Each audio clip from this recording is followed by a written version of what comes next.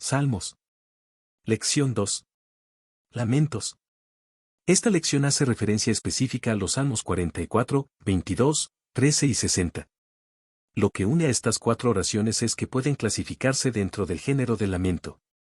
El lamento en el salterio es el polo opuesto del himno, el otro extremo en lo que a emociones o estado de ánimo resaltado se refiere. Dios mío, ¿por qué me has desamparado? Salmos 22:1. Alrededor de 70 salmos pueden ser clasificados como lamentos. Un lamento es una oración mediante la cual se pide liberación o alivio de un estado de desdicha o gran angustia. En un lamento, el salmista puede estar preocupado por sus propias acciones y consecuencias. Las acciones de los enemigos en su contra. Su frustración ante el actuar negativo o la no intervención de Dios. En la mayoría de los casos, las referencias a los enemigos son vagas. Esto mostraría la intención de que estas oraciones pueden utilizarse en una variedad de situaciones semejantes. Los enemigos pueden representar los problemas que atentan contra nuestra fidelidad, seguridad o esperanza. Los lamentos comparten una estructura similar. Los siguientes elementos están asociados con un lamento, aunque no siempre aparecen todos o en este orden en el desarrollo de un salmo de este tipo. 1. Invocación. 2. Petición de ayuda a Dios. 3. Queja. 4. Confesión de pecado o afirmación de inocencia. 5. Maldición, imprecación a enemigos. 6. Confianza en Dios, idealmente en el centro del salmo, lo cual le da balance. 7. Alabanza, himno o bendición que frecuentemente está al final del salmo. El lamento es, sobre todo, un clamor que nos lleva a concluir que, pese a lo difícil de hacerlo o aceptarlo en ciertas circunstancias adversas, el fiel debe recurrir siempre a Dios, al Dios que finalmente se levantará y nos redimirá por causa de su misericordia. Salmos 44:26. A continuación, solo te daré una idea del contenido de los Salmos 22, 13 y 60, y luego me concentraré en algunos detalles del 44. Salmo 22. Este salmo bien puede titularse, del sufrimiento al trono, o el triunfo del ungido de Dios, de ahí que también pueda clasificarse como un salmo mesiánico. Mientras que en el Salmo 44 Dios esconde su rostro, en el 22-24 esta acción no ocurre con el fiel. Salmo 13. Este salmo puede titularse, el clamor del afligido o simplemente hasta cuando, Señor, pregunta o reclamo repetido 4 veces en los versículos 1 y 2, debido a que también el rostro de Dios está escondido, y tiene mucha conexión con los clamores de Habacuc y los mártires de Apocalipsis 6. Salmo 60. Podemos titularlo, a pesar de las circunstancias, Dios nos asegura la victoria.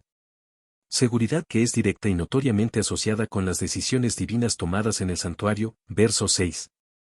En este salmo, es mucho más fácil detectar el elemento de la confianza hacia la parte final del mismo, los enemigos serán derrotados, lee los versículos 11 y 12.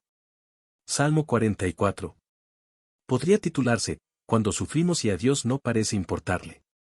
Este lamento comunitario comienza con una sección de confianza, versículos 1 al 8, seguido del lamento en sí, 9 al 16, una declaración de inocencia, 17 al 22, y una oración o petición por liberación, 23 al 26. Es interesante notar que, en hebreo, la sección de confianza está compuesta por 10 líneas, la de lamento por 8 líneas, hay 6 en la declaración de inocencia y 4 en la petición.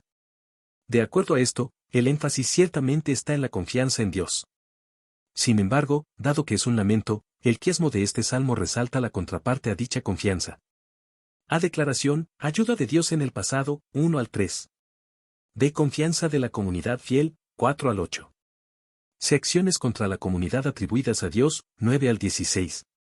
B. Inocencia de la comunidad fiel, 17 al 22. A. Petición, ayuda de Dios para el presente, 23 al 26. Leído en contexto, el Salmo 44 es una súplica comunitaria propiciada por alguna desgracia nacional como una grave derrota militar, nota el centro del quiasmo. Mientras que a su vista, la comunidad se declara inocente y de cumplir con su parte en el pacto, es Dios quien les parece que ha faltado a su compromiso. De ahí la queja dirigida a su rey, verso 4. El mayor dolor del salmista proviene de saber que ese Dios que ha sido fiel y ha actuado en el pasado en favor de su pueblo, ahora parece haberse desentendido de él, porque escondes tu rostro, y te olvidas de nuestra aflicción y de la opresión nuestra. Verso 24. Como parte del lenguaje poético, la metáfora de esconder el rostro es usada frecuentemente en el Salterio. ¿Por qué, Jehová, desechas mi alma? ¿por qué escondes de mí tu rostro? Salmo 88:14. El salmista quisiera que Dios escondiera su rostro, pero no en las crisis, sino para perdonar. Esconde tu rostro de mis pecados y borra todas mis maldades. Salmo 51:9. Esconder el rostro en el Salmo 44 implica que, pese a saber lo que su pueblo está pasando, esto parece no importarle a Dios. Su aparente indiferencia ante el sufrimiento equivaldría a no hacer acto de presencia para ayudarnos o, usando otra figura de lenguaje, a dárnosle la espalda. ¿Te has sentido alguna vez así?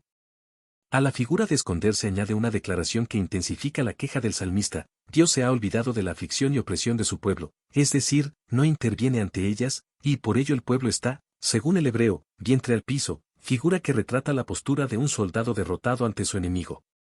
Opresión es la misma palabra usada para la esclavitud en Egipto, pero en ese caso Dios sí se acordó de su pueblo. Ante esto, el salmista incluye la intensidad de 4 imperativos: despierta, no te alejes, levántate y redímenos. Reclamos que solo pueden estar seguros de respuesta porque apelan y confían en la fidelidad y misericordia divina, Gesed, las que según los mismos salmos duran para siempre. Salmo 105.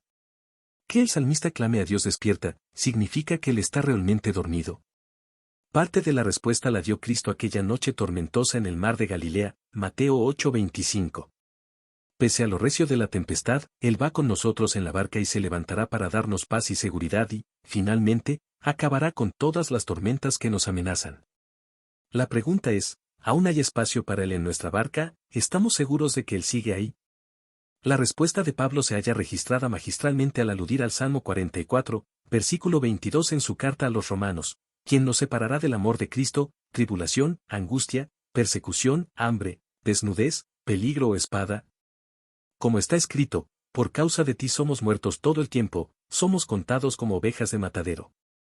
Antes, en todas estas cosas somos más que vencedores por medio de aquel que nos amó. Romanos 8:35-37.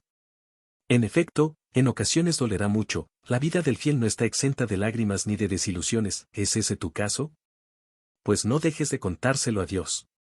Pero sobre todo recuerda, a pesar de las circunstancias, y porque a Él le importa todo lo que nos pasa, Dios nos asegura la victoria. Finalmente, te recomiendo aplicar las recomendaciones que hace la autora de la lección a tu lectura de los 4 salmos que hemos mencionado. 1. Lee el salmo haciendo una sencilla reflexión, y luego ora. 2. Medita en el modo en que el salmista se dirige a Dios y en sus motivos. 3. Piensa en cuánto se asemeja su experiencia a tu propia situación y cómo podría ayudarte el salmo en ella. 4. Sustituye con lo que el salmo te ofrece algún entendimiento equivocado respecto a lo que enfrentas o en lo que basas tu confianza. 5. Contempla el mensaje del salmo a la luz de la persona de Cristo y su obra salvífica. 6. Piensa en su importancia y utilidad para ti, para tu iglesia y para el mundo. 7. Si el salmo corresponde a la situación de alguien que conoces, intercede basado en esta oración por esa persona. Es tiempo de seguir alabando, es tiempo de hacerlo. Orando con el libro de los Salmos.